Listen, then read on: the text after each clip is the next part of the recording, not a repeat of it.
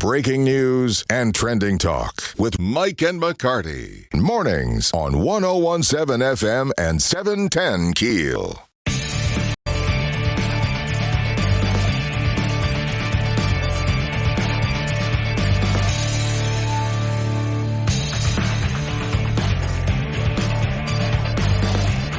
.101.7 FM, 710 KEEL. Mike and McCarty on the Jack Spring Electric Newsmaker Hotline. The man with the best job in the entire world, Lieutenant Governor Billy Nunn. Guests are joining us. Lieutenant Governor, good morning. Good morning from Las Vegas. How y'all doing? That was are you still in Las Vegas then? It's 5 a.m. here this morning, so we're up bright and early. God love you. Thank you for getting up early to talk with us. So you are there, of course, the Super Bowl this weekend in Las Vegas, but there was a handoff ceremony, or is that yet to happen? Because it's coming to New Orleans next year. That's right. The handoff will take place 8 o'clock Monday morning after the Super Bowl with Miss Benson and some of the officials from New Orleans. We'll take the football, bring it back to New Orleans as we prepare for the Super Bowl in New Orleans next year. But we've got activities all week. Last night, we brought our welcome van from it was at the Rose Parade, then we had it at the Grammys, and it was brought over here, and we had a big event last night with a jazz band to get people in Las Vegas that are here from all over the country, really all over the world, excited about Louisiana, not just the Super Bowl, but get people excited about booking a trip there before the Super Bowl. Super Bowl in New Orleans next year. I can't even imagine how big an impact that could have on our state, that will have on our state. How excited are you about that? I mean, it's going to be here before we even think about it. It really is, and if you think about it, the Super Bowl was supposed to be in New Orleans this year, but because it fell the same time as Mardi Gras, they kicked it back a year. So next year, Mardi Gras will be late. So we'll go from a New Year's celebration with Sugar Bowl, Super Bowl, and right into Mardi Gras. So next year is going to be a record year for tourism. And, you know, we have seen Mardi Gras expand all over the state. We've got people come in from New Zealand, Australia, that go to Mardi Gras in North Louisiana. They fly into Dallas and rent a car. So we're expecting a great year next year. This year, promoting Louisiana all year, the year of music all over the country, is really getting people excited about our state. As a matter of fact, we put some billboards up out here that say the Super Bowl may be in Vegas, but the party's always in Louisiana. We'll see you next year. And the NFL made us move them from by the stadium to the square. They didn't want us taken away from the Super Bowl this year. Well, Miami is actually the city that's hosted the most Super Bowls since 1967, but the number 2 town with 10 Super Bowls under its belt is New Orleans. Yeah, this will be our 11th. You know, the first Super Bowl was in Tulane Stadium in 1970, and then the last one we hosted, of course, was in 2013 when the lights went out. And that was Super Bowl 10. Sure, that was the 10th one we hosted. That's right. Let's get Houston and the Saints in the Super. I'm envisioning the best communities to travel to. Let's have the Saints and Houston. We can't have Dallas because we're in the same division, but would that be unbelievable? Well, I tell you, people travel for the Super Bowl. The streets here are incredibly crowded. San Francisco seems to have more fans here than Kansas City, I guess, because it's closer.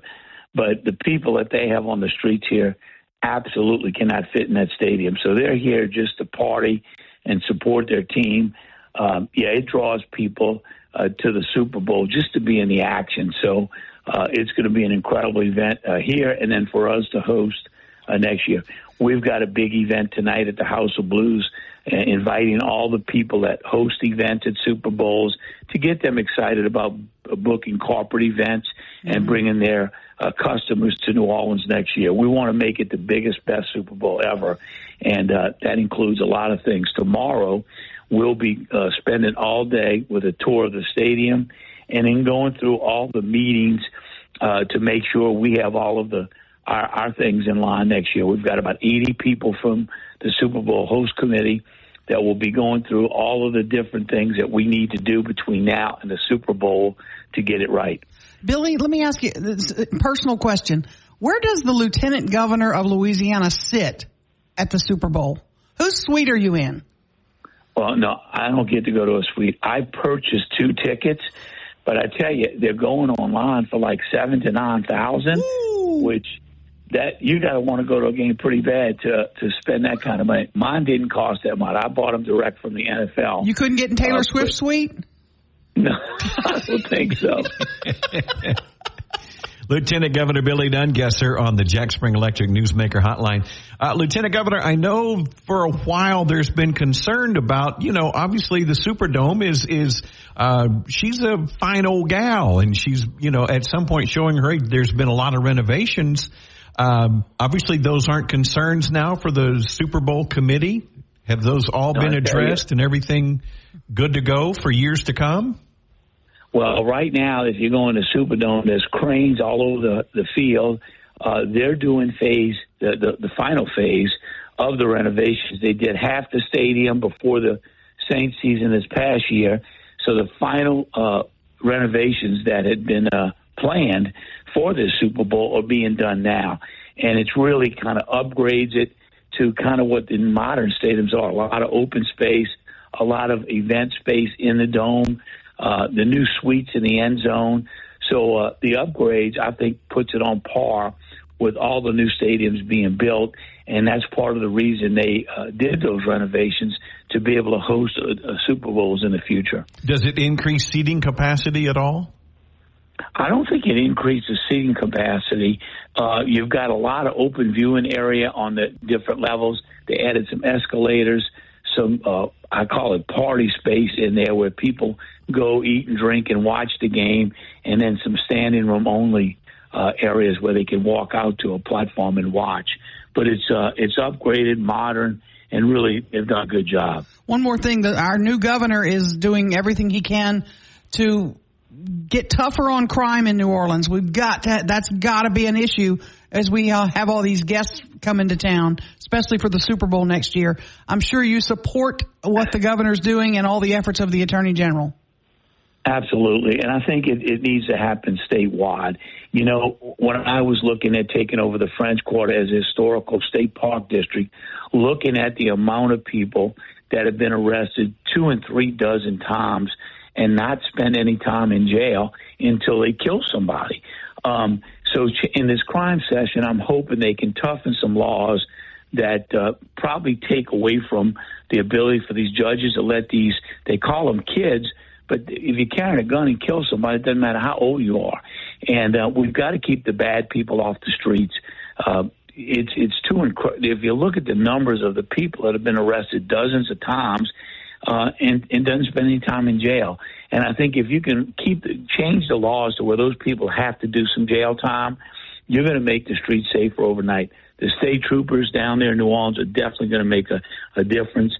And having them arresting people and following some state laws to keep them behind bars is going to make it safer. Lieutenant Governor Billy Nungesser, thank you, sir, and enjoy your weekend. And happy Mardi Gras. You bet. Laissez le bon temps rouler. Mike and McCarty, 101.7 FM, 710 KEEL. Now more breaking news and trending talk with Mike and McCarty on 101.7 FM and 710 KEEL.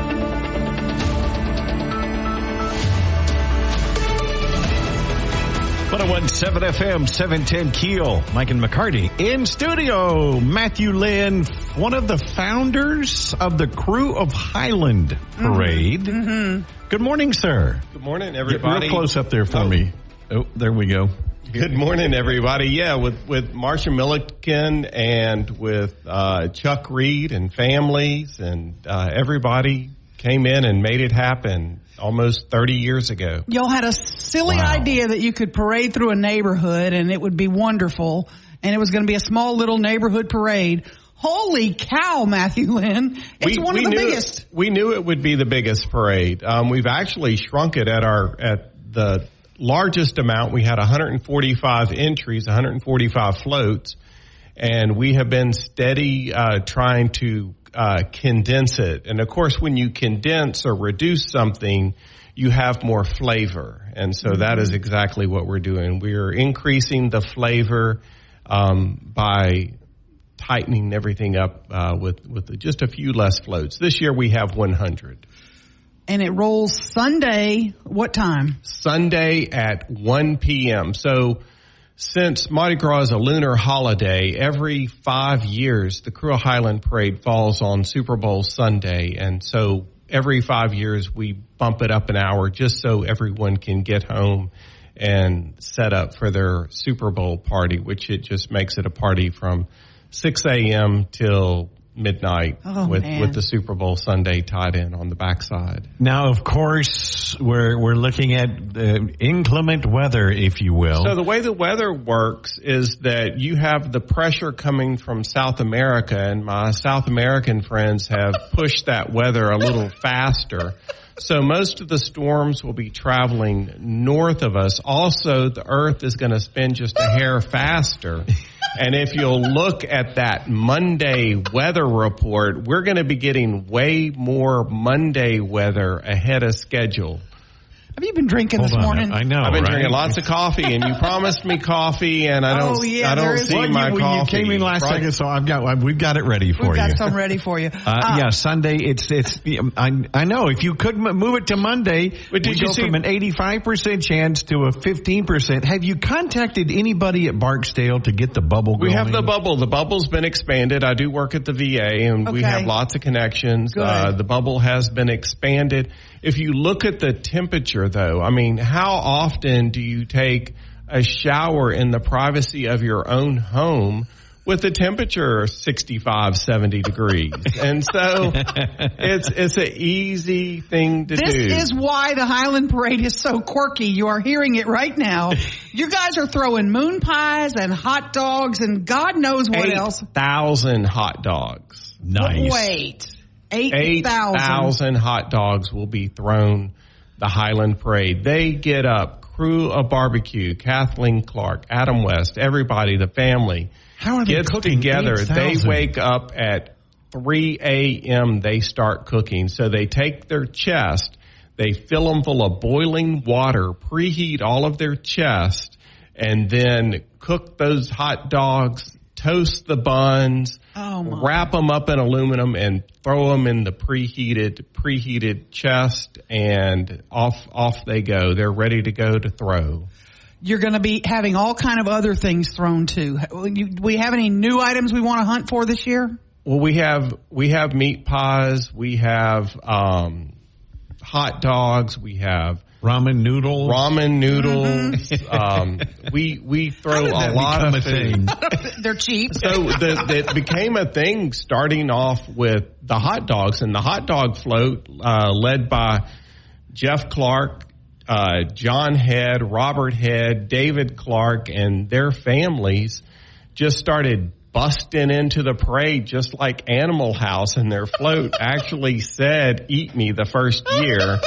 And they would bust in from a side road just like from Animal House. They would come in from the side and they would just start throwing hot dogs. They threw for 3 years until we finally found them out. And when we found out that it was Jeff Clark and the guys, we cornered them and Y'all said, so we did give that year. I showed up between 6 and 7, and I said, because you showed true Mardi Gras spirit, Jeff, we'd like you to be king number 7. Oh, wow. And he was so ecstatic. I then gave him the bill for him not being properly entered in the parade the previous 3 years, to which he took that bill and tripled the amount in the writing of the check. So very generous and very kind, classy, loud-speaking man. That is now you've got 100 entries. Anything other than floats? I mean, do you have marching bands? We have Bird High School's marching band. We have lots of dancing groups. We try to mix master the parade, so if you don't have any music with your group, we'll put you next to a marching band. And if you don't have any music with your group, we'll put you with a loud speaker system. And so we've got everybody covered and everybody. I'm going to be out there with a noise meter and making sure you don't violate the new city noise. We're going to be way past any sort of decibel noise Best place ordinance. to watch the Highland Parade. If you had to give somebody new to town, they don't know where to go to watch it. It depends on what aspect you want to catch. And so I believe and we encourage, well, you can catch a hot dog anywhere, but your best odds would be not as crowded to catch a hot dog. I would recommend getting as close to Herndon on the northern aspect of the parade route. The deeper you are into the Highland neighborhood, the more you get the flavor of the neighborhood and meeting people and seeing how friendly everybody is and the housing stock that we've got, where you get more house for less dollar with better neighbors and friendlier places to operate. And so you can get up by Herndon. You can use the restrooms at Knoll Methodist Church. They have parking there, and you can have pizza delivered. Oh, it's amazing, and it's easy to get in and out. Thank you for coming in. I appreciate it. I want to stay. We are deep in Mardi Gras week. I took off work and we're going station to station, and this is the station we're at now. But Mardi Gras parade will start at 1 p.m. Sunday. Our masquerade ball is Friday night, tomorrow night. We always have it the Friday before Fat Tuesday, gives us Saturday to recover for the parade on Sunday. And so if you want tickets, you can go to thecrewofhighland.org and check us out. Also, the rain is good for the 300 trees that we just planted in Highland Park. We planted 300 fruit trees, just tying into the hot dog spirit on feeding people. And these are trees that are 6 and 8 feet tall, so they'll produce fruit this coming summer. We're up against the clock. Matthew Lynn, thank you so much. Appreciate you coming in. All right, thanks for having me. Mike and McCarty, 101.7 FM, 710 KEEL. Back to the big stories of the day with Mike and McCarty on 101.7 FM and 710 KEEL. Downtown Development Authority have received about 13 applications to replace Liz Swain as the Downtown Development Authority Director. Board, not president, he's the board chairman. Frank Sinatra, chairman of the board. Michael Corbin joining us after the break, telling us about those 13 candidates. Mike and McCarty, 101.7 FM, 710 KEEL. Of Mike and McCarty on 101.7 FM and 710 KEEL. 101.7 FM, 710 KEEL, Mike and McCarty on the Jack Spring Electric Newsmaker Hotline. Michael Corbin joining us. Michael, thousands without power this morning. Oh, wait, that's the wrong hat, Michael. Yeah. You're catching me off guard. I'm having to reach over in my hat pile real quick. Sorry about Everybody's that. good today. Power's on. Well, as far as we know, we're going to keep it in. Yeah. What we are talking about the Downtown Development Authority. You're the president of the board. Is that correct? I want to get that right. A chairman of the board of directors. Chairman of the board. Mm-hmm. 13 candidates for the replacement for Liz Swain, who resigned after several years in the position. Aaron and I were looking over. The list is on KEELnews.com for anybody that would like to go see.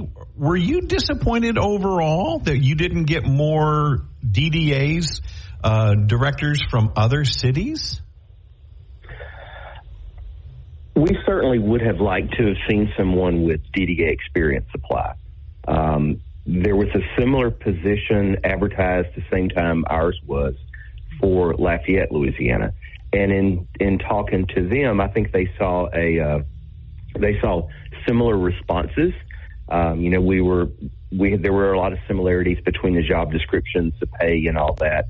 And they did not draw outside folks who had DDA experience from larger cities that maybe wanted to come here. You can speculate all day long. Is it salary level? Is it people don't want to come to Shreveport? What is it?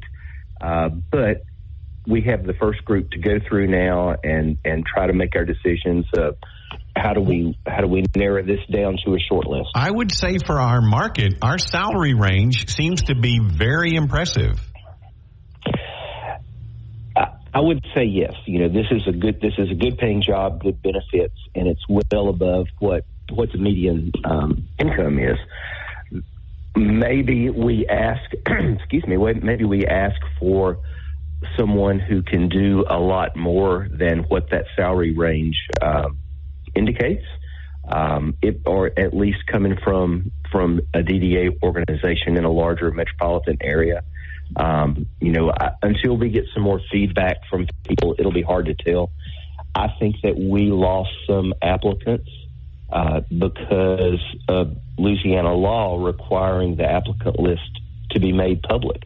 I know of people who were interested in putting in an application, but because of the fact that application would be made public as soon as the public records request came in, right? That they hesitated to do that. We got an interesting post. Aaron and I did talk about this and listed some of the candidates on the list. And one of the posts said from Bossier says, why is that politicians can't stop feeding at the government trough? DDA needs a professional, not an out-of-work politician. How do you feel about that? Certainly, those former elected officials who have applied, we will review them with due diligence and not prejudge that. That has been a topic of public conversation. Certainly, I've heard it. I've had people contact me. I think other members of the board and the search committee have had people contact them as well. But we really, if we're going to do this right, we have to go in blindly and not look at who someone is, but look at what they put on that piece of paper as far as qualifications, past work, and are they a fit for this position? I'm going to follow up on that because two of these candidates are well known. Lavette Fuller, former councilwoman, Cedric Glover, former mayor, and there's a lot of talk in this town, Michael Corbin, as the chairman of the DDA, that this is going to be a vote of who's buddies with who is going to get this job. How does your board avoid that? Well, I think we just have to stay on track with what we're charged to do as board members. We should not go into this saying, I'm rooting for my friend or I'm rooting for someone who looks like me or doesn't look like me. We honestly need to go into this blindly and look at the qualifications. And if at the end of the search we don't feel like there's a good candidate here, then we have other options. We could do a wider search. We could hire a search firm. But I think one of the questions that I would like to get to is, why did we not attract a more robust list of candidates? Let me ask you this, Michael Corbin, who's chairman of the DDA board. For you, and I hope for the other, have y'all come up with, or what are your top 3 priorities that you want to see these people be able to achieve or accomplish or exhibit? Well, first and foremost, I think that we were looking for somebody with prior DDA experience, whether it was in another municipality or in a support role somewhere. I think when we go from that number one, then it's understanding the landscape in Shreveport. The DDA has a lot of responsibility, does not have a lot of power. So that DDA director will have to work closely with the mayor, with the city council, with the MPC, with the parish of Caddo, to make changes and transform downtown Shreveport. Another big piece of that are the downtown stakeholders, commercial realtors, people who own property downtown. And, we saw many changes in downtown leading up to COVID. COVID kind of put a cap on things for a little bit.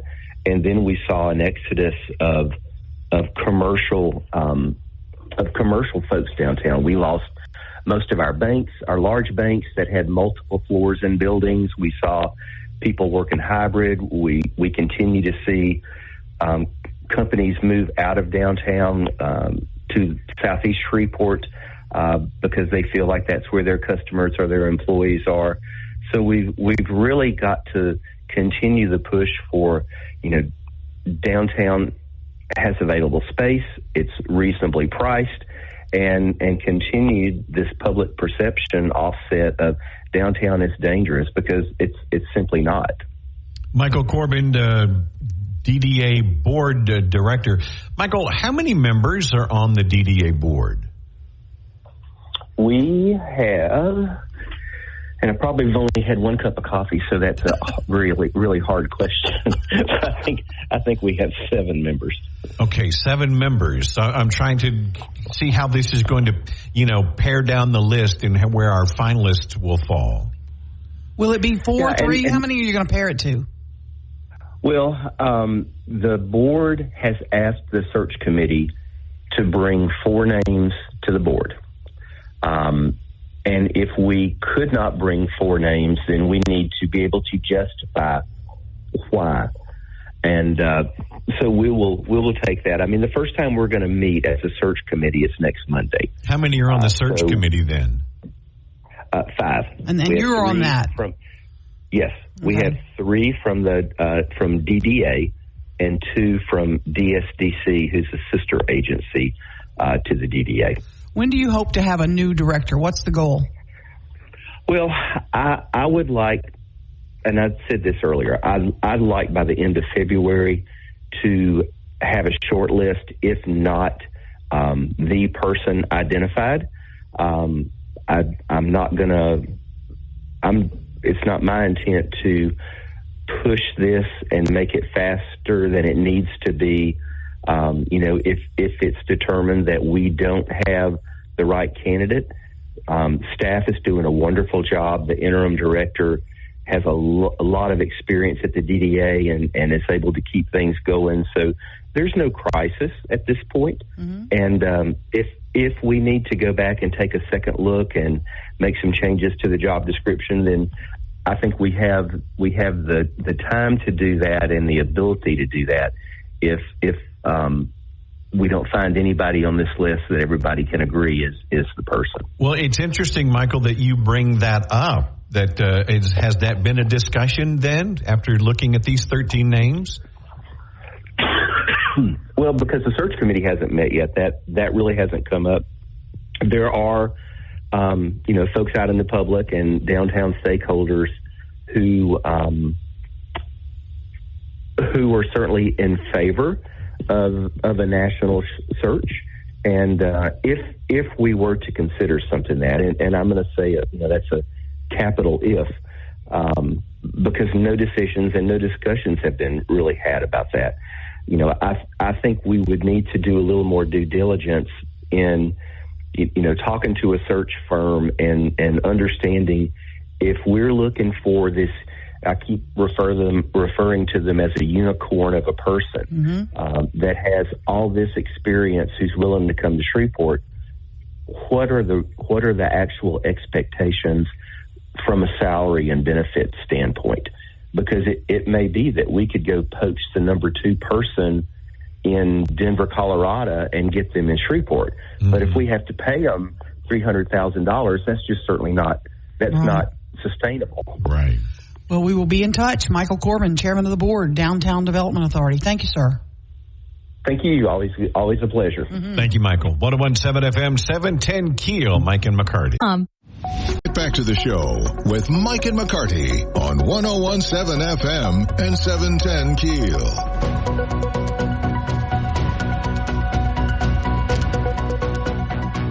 101.7 FM, 710 KEEL. Yesterday, I talked to, somehow the Life cereal commercial came up. Mm-hmm. Mikey won't eat it. He hates everything. Yep. And we got a message on the Shreveport Security Systems message board that was very interesting. And I want to read that and talk about that coming up after the local news. Mike and McCarty, 101.7 FM, 710KEEL.com.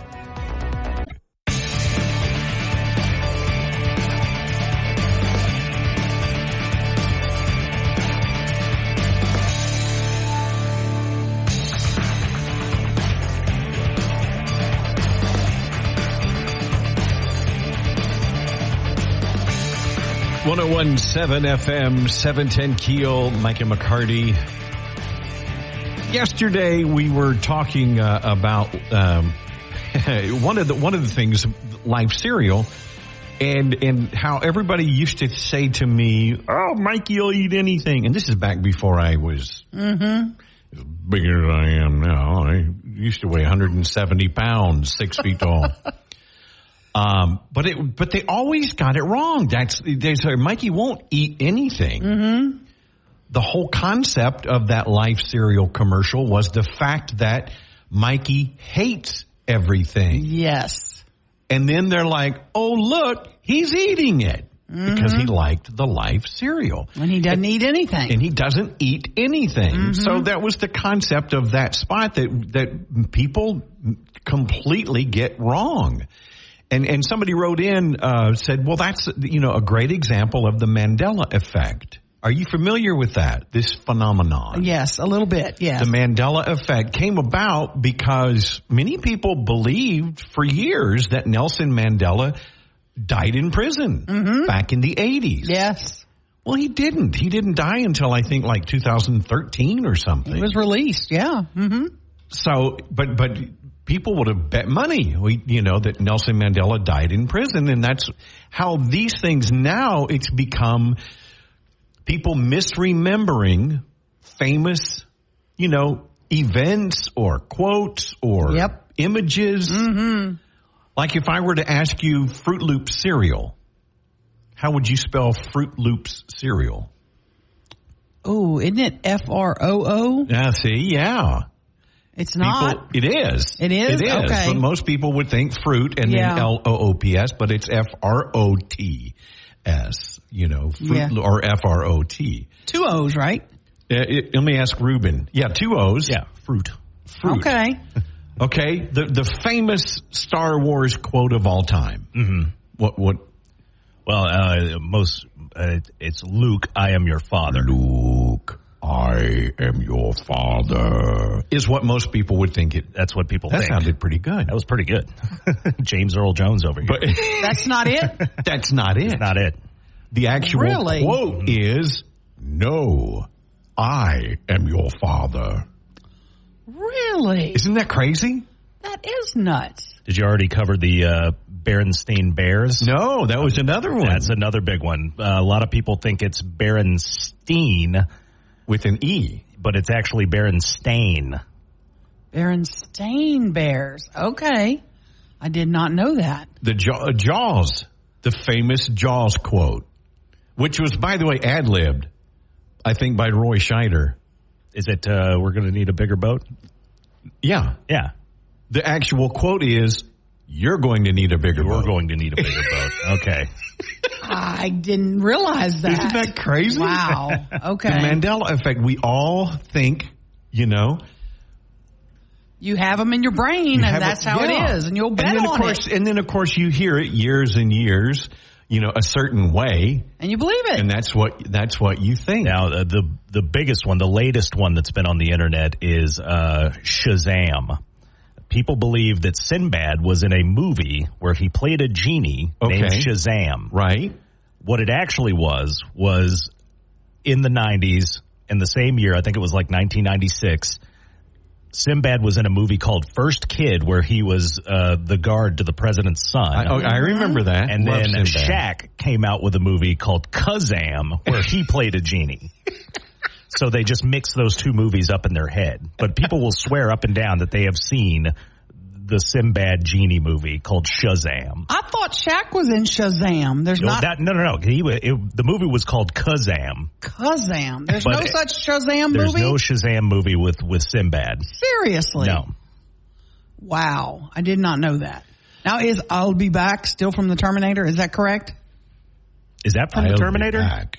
I think he says that in the police station or something. Maybe. Yeah, I don't remember. Yeah. Or is that from Star Wars? I'll be back. Is that Luke again? I mean, is that Darth Vader again? Now, I totally mix up Schwarzenegger movies in my head, so that I wouldn't be able to tell you. I think he said it in Conan. Yeah. No. Play it again, Sham. Oh, that's funny. That's funny. World famous. Play it again, Sham. I can't. When we come back, Casablanca. When we come back, can y'all fix the weather for Mardi Gras? Can we do that when we get back? No. Please. Everybody complains about the weather. Nobody does anything about it. I want to see how bad it's getting, and hoping it's clearing out.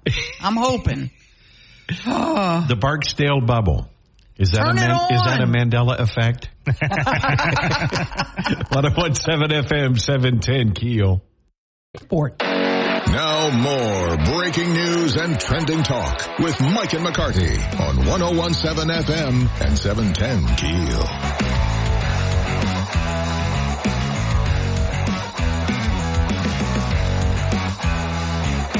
Ruben, I want you to get on the phone to Barksdale and get the Barksdale bubble on the line, if you don't mind. The division that handles the bubble. I think I got that in my Rolodex. You've got a pretty extensive Rolodex. Which, by the way, for those, it really is a Rolodex. Mm-hmm. Yeah, it's a container with all those cards. It's pretty funny. I have this thing when I've imbibed one too many alcoholic beverages. I like to get on the phone and call people. And I don't, Billy Nunn-Gesser doesn't need, an 11 o'clock call from drunk me. So you don't put it in your phone. I don't put it in my phone. There you go. Yeah. I get that. Drunk dialing. Yep. The lieutenant governor. Yeah. He probably wouldn't mind that much, really. Think about it. He'd be one that'd probably get a kick out of it. He would be good with it. Well, talking about the bubble, though, we are looking at this weekend 3 parades, a brand new parade tomorrow night. Mm-hmm. Since they couldn't get a parade permit, they're going to parade around St. Vincent Mall. Mm-hmm. I think they're going to loop the mall twice. That's right. The crew of Oceanus. Beginning at 7 o'clock tomorrow night. And they fortunately have a contingency plan in place. They will be able to move indoors. If they need to, yeah. But it looks like now, Friday, only a 30% chance of rain. Okay. That's not bad. So may be one parade that you won't have to wear your galoshes and your what do those sailors wear? Those slickers. Oh, I don't know, poncho or something? No, what's it called? Nor'easter. Okay. What does the weekend look like? Saturday and Sunday? Not good. Oh, I don't want to hear that. Yeah. Saturday, 64 for a high, but looking at Saturday's forecast, 98% chance of rain. Oh, no. And it's going to continue all through the evening. The chance of rain continues through Saturday night, like a 70% chance of rain on Saturday night. Ugh. And unfortunately, for a crew of Highland fans, Sunday's not looking much better at all. 90% chance of rain on Sunday. Thunderstorms are even likely. 90% chance of rain. And that continues through Sunday night with a 50% chance of rain. But you know what? What were we saying last Thursday? It's going to be a wash. It's going to be a wash. Tomorrow's Friday. We were talking about how the crew of Centaur was going to be, it's going to be nasty. And it held off. And it lifted right as they rolled. For the most part, they rolled with no rain. They didn't have to wear their ponchos. It was one of those things that. But it does affect turnout. Oh, it does. You bet. Because if it's raining up to the point, people are going, I'm not going out. I know. I know. And a lot of the people that rolled in Centaur also roll in Highland. And so if they didn't throw all their beads, they were like, we're going to just bring them to Highland and pound that crowd with beads. Well, now if it's kind of a wet day, you're just going to save your beads for next year, I guess, if you don't have a crowd. But I'm thinking the Highland folks are going to come out. Rain or shine, those folks are nutty. They just are nutty. I'm just going to say that. And I love them. I have sat right there by the Highland Park, right there on Olive, and watched that parade before, just sitting on the hill. And I'm not really interested in catching a whole lot of stuff. Right. Yeah, same here. I always give it away to any kids around me. It's fun to catch. Y'all have never caught anything weird? Oh, I got a hot dog. Oh, yeah. Hot dog? And I'm not giving that away to no kid. That's not weird, though. That's awesome. That's pretty normal. A friend of mine caught a pregnancy test last year. Didn't somebody throw, condoms? I think there were some prophylactics and they were probably the same people. Oh. But and then one year there was just a guy who had regular white plastic cups, and he was writing things on them. And he looked right at me and pointed at me and wrote on the cup and threw it at me. And it said, "Son, fat, drunk, and stupid is no way to go through life." He wrote that on the cup and then threw it to you? Yeah, he did. Now, you know that's a movie quote. Yeah, that's from Animal House. Oh, I love that. Where was that? Dean Wormer. Where was that guy's Oscar? He did so good with that. Yeah. Drunk and stupid is no way to go through life. And he pointed at you and threw it. He pointed directly at me and threw it at me. And I bet the drunken Reuben Wright loved every minute of it. I used that cup for the rest of the day, yeah.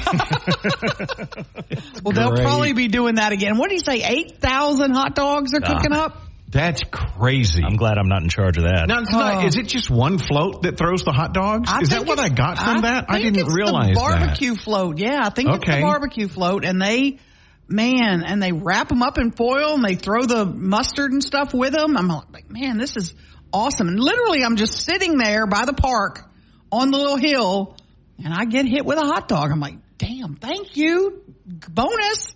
Because I was at a friend's house right there around the block. And where they had all kind of food, and I thought, I don't even have to walk back to the house to get any food. Y'all gonna throw me a hot dog? I'm happy. It was awesome. It's a cool parade. If you've never been, yeah, we love the Highland Parade. And it rolls through it starts at 1 Sunday, rolls through the neighborhood, and it starts over there by Maryland's place. We usually stop. Yeah, we usually, because we live in Broadmoor, we just kind of walk up and hang out around Johnny's and in that parking lot there by Key Mexico and all that, because they start back toward Ockley and Maryland's and all that. It's an incredible parade. Gemini is Saturday, 2:45 start at Lake Street downtown. And they texted me this morning. They're rolling, rain or shine. Well, sure. They are going. Everybody's going. There's no real alternative now because Mardi Gras is Tuesday. And did you know Mardi Gras is a state holiday? Do we have that day off around here? Not so much up here. No, it's not really. Do kids do they get out of school on Fat Tuesday? No. In South Louisiana? In South Louisiana, I think so, yeah. Yeah, they do. Yeah. And now around here, the state offices will be closed because if it's a state holiday, they close all the state offices. But most other government offices will be open around here. Yeah, my kid goes to college in Lafayette, and he'll be off. Oh, okay. Man. I know LSU, even when I went to college, we were closed on Mardi Gras. It was like, go have fun, be safe. But, again, we have to remind you about that, too. If you're going to be drinking, be safe about it. Don't be stupid. Don't be stupid. Yeah. And you'll ruin. Drunk and stupid is no way to go through life. It's no way to go through life. Well, the problem is the more you drink, Ruben, the lower that stupid meter gets. Right. Yeah, that's true. It impairs your judgment just a wee bit. Just a wee bit. Definitely don't drive. Please. Yes. Oh, yeah. Please. Mm-hmm. Coming up here in about 10 minutes or so, deputy involved shooting yesterday. Sheriff Steve Prater gave us some details on that. We'll hear from him. Mike and McCarty, 101.7 FM, 710 KEEL. Back with more of Mike and McCarty on 101.7 FM and 710 KEEL.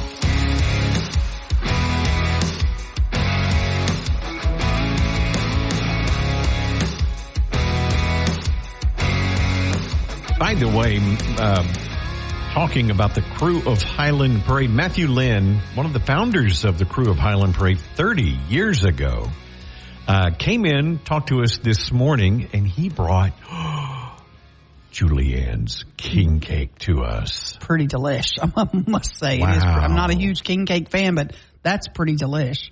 But I got this little plastic thing in my king cake. Looks like a little toy. Ruben, she was this great big table that we have now. It's so nice. This really is a kidney bean shaped table. Mm-hmm. And Erin was standing there and she looked over him and she goes, "Oh," I said, got the baby. "What?" Yeah. She held up the baby. So do I win a prize? You get to bring us the next king cake. Erin brings our king cake tomorrow morning. And because it was in a delicious Julianne's king cake, then you can't go to the grocery store and get a crummy one. I can't go get a Wally World one? No.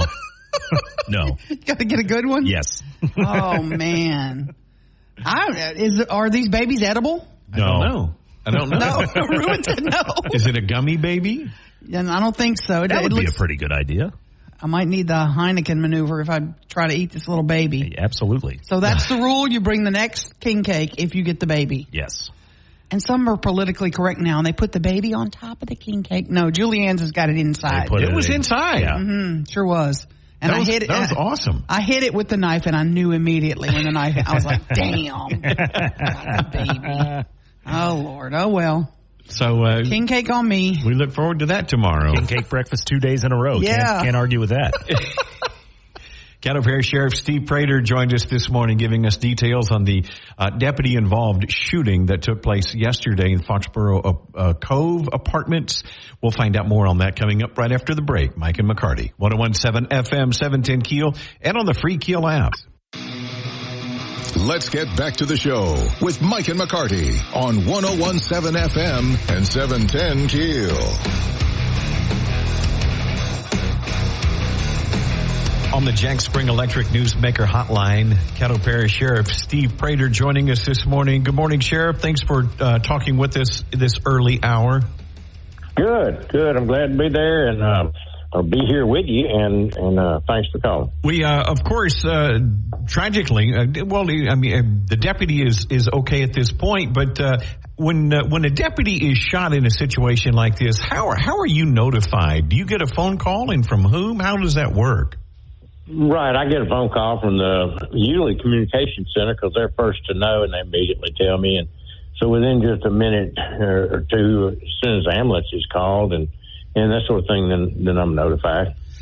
We're talking about the officer-involved shooting happened on Pines Road at the Foxborough Cove Apartments yesterday. Your deputy, Justin Dunn, was shot, I believe, in the shoulder area while he was trying to arrest a murder suspect with a task force. He wasn't the only officer there. Explain to us what they were doing, who they were chasing, kind of set the stage for us. Okay. There was warrants for a local person out of Jackson Parish, and the warrants were for murder and home invasion and armed robbery. And we had located him in our area. They were working with the United States Marshals Task Force, who gets all felony warrants and assists us in serving those. There were 4 deputies and a Bossier City officer and maybe a Bossier Sheriff's deputy at the scene. And there were only 5 that returned fire, the 4 deputies and the 1 Bossier City. The suspect fired at them first then, obviously. Yes, fired at them first. Mm-hmm. And so we'll let state police release all the details about all of that, but we're very comfortable with what happened and feel like that's, you can tell once the deputy got shot, the other law enforcement officers and deputies did what they are supposed to do and what they're trained to do. Neutralize the threat. Mm-hmm. Right. Right. I mean, it just goes to show that there's so many guns out there and what kind of danger our law enforcement officers are subjected to on a daily basis. And it makes you sick to your stomach. And like this fellow, you'll find out when it's released, you'll be able to see. But just 4 months ago, I believe 4 months ago or 5 months ago, he was convicted of a gun crime and got a suspended sentence. And so he should have been in jail, as far as I'm concerned. Unbelievable. There has to be a penalty for illegal carrying of firearms. Right now, if you get caught doing something that serious and you just get a slap on the wrist, that's just... And now he shot a deputy. We could be talking about a dead deputy today, Sheriff. I know it. I've done that a bunch of times. As you know, through the years, deputies, police officers, and it's just, and I'm sure somebody else say, why didn't you shoot him in the leg? Why didn't you do this? Why did you do that? Well, that's ridiculous. It's time. It's time that people, and thank God for all the good citizens that do stand up for law enforcement. We've got a bunch of them, but the other ones, I don't care to even hear your excuses and your trash and all that about. Anyway, what led this suspect to Shreveport? Does he have ties here? Jackson Parish is not too. Yeah. Oh, he is from here? Yes, just went over there and committed a crime. Ah, okay. Now, when the deputies, when they were there following up on these warrants, had they already, obviously they engaged with this suspect. Were they attempting to put cuffs on him? Was he running? Was he at a distance? How did this take place? No, he was in a vehicle with a female outside of the apartments, and we had information that about the vehicle, and the vehicle was under surveillance. And when he got in the car, the deputies pulled up quickly, and it's my understanding he shot at that point as soon as the deputies got there, shot. Was the female arrested or detained at all, and she was not hurt? She was not hurt, but she's been arrested. We arrested her. Her name is Michaela Marie Jefferson. She's 21 years old, and we arrested her for accessory after the fact, first-degree murder. And so, anyway, but she's very cooperative and a good witness to everything that went on. And so, but that's just, if you know somebody's wanted and you hang around them and you help them, I mean, sorry, but you're going to jail. Are you releasing the suspect's name yet, or is that up to the coroner's office? Who's handling that? That'll be up to the coroner to do that. That's not up to us. But you guys have dealt with this guy before? Yes. How far back can you tell us? I don't really know that. I was just looking at the charge that I was looking at last night and this morning was illegal gun charge that he had just been to court on and just been found guilty of and got a suspended sentence. How old a fellow are we talking about? I don't even see, born in 2004, I believe, so that'd make you 20? Oh my gosh. 21. Wow. Good grief. Wow. Now the deputy, a 12-year veteran of the sheriff's department, he was hit in the shoulder. He's expected to be okay though, right? Yes, he's fine. He's fine. The bullet, I believe, probably has been removed at this point. He's discharged from the hospital.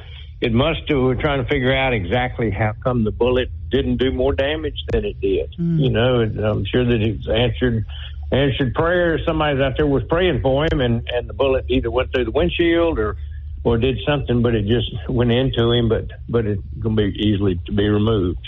Sheriff Steve Prater, thanks so much for your time, and let's keep praying for Deputy Dunn and his family. Could have been much more tragic than it was. That's for sure. Oh, you're right. Okay, thank you. Thank you, Sheriff. Thank you. 101.7 FM, 710 KEEL, Mike and McCarty. More breaking news and trending talk with Mike and McCarty on 101.7 FM and 710 KEEL.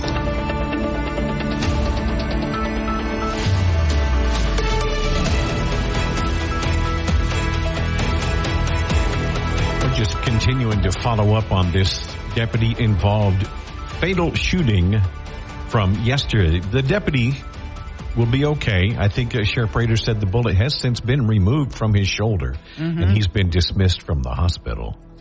Yeah, and I'm looking. I've got the record of Mr. Taylor, the suspect. Javaria R. Taylor has been named as the suspect.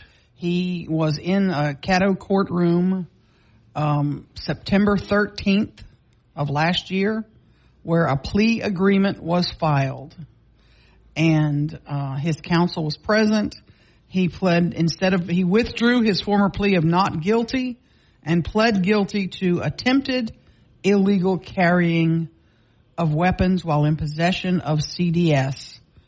And this says, let me hang on because which is controlled dangerous substance. Mm-hmm. It looks like there was marijuana involved, and there was also, it says the district attorney entered a dismissal as to counts 1 and 3. The court informed the defendant of his constitutional rights. They sentenced him to 3 years, but the sentence was suspended, and he was placed on supervised probation. The drugs and guns were destroyed, and the money he had forfeited. He was ordered to pay $700 by June 20th of 2024. I believe in that subsequent time, since this sentence was suspended, I believe there has been an incident in Jackson Parish. He's wanted out of Jackson Parish on a murder warrant, and I don't know the circumstances of that. I have people looking for that for me. But I wouldn't want to be the people in the court who gave this guy who was in possession of a gun with drugs a suspended sentence. Now, the murder warrant, obviously, that was issued after September. I don't know that. I don't know that for sure. I mean, how could he have been in court and they known he's wanted for murder? I would assume so, but again, I haven't seen the documents. I would assume that the murder happened after this court hearing. I may be wrong. I would make that assumption, but again, I'm jumping to conclusions. So if he murdered somebody after we gave him a suspended sentence on a gun charge, we have to rethink that. We have to rethink people in our courts on gun charges. We have got to take another look. We've got to find a better way because it is not working. I don't care how polite and respected this guy showed up in court as and worked a deal. But are these judges appointed or are they elected? Oh, they're all elected. Because as you know, the federal judges are appointed. Oh no! All these Caddo judges, all these district court judges are district court judges. They're all elected, and they need to answer for this. And it's not the judge. The judge just said, "Y'all have entered a plea. There's a plea agreement," and the judge said, "Okay, y'all have entered a deal. I'll go with it." Who you vote for is important. Mm-hmm. Are they soft on crime? This is what happens. Can a judge reject that plea deal? That's a big question. And should they be doing that? I think they have the power to do it. I may be wrong. But then, of course, we have a trial after trial after trial and not many judges to hear them all. So that's your other problem. Got a great show lined up for tomorrow. Chief Wayne Smith, Shreveport Police Chief, and Fire Chief Clarence Reese Jr. going to be joining us in studio tomorrow. We're also going to talk with the mayor about the water and sewage rates and Mardi Gras coming up this weekend. Mm-hmm. It's going to be a great day tomorrow. Mike and McCarty, 101.7 FM, 710 KEEL.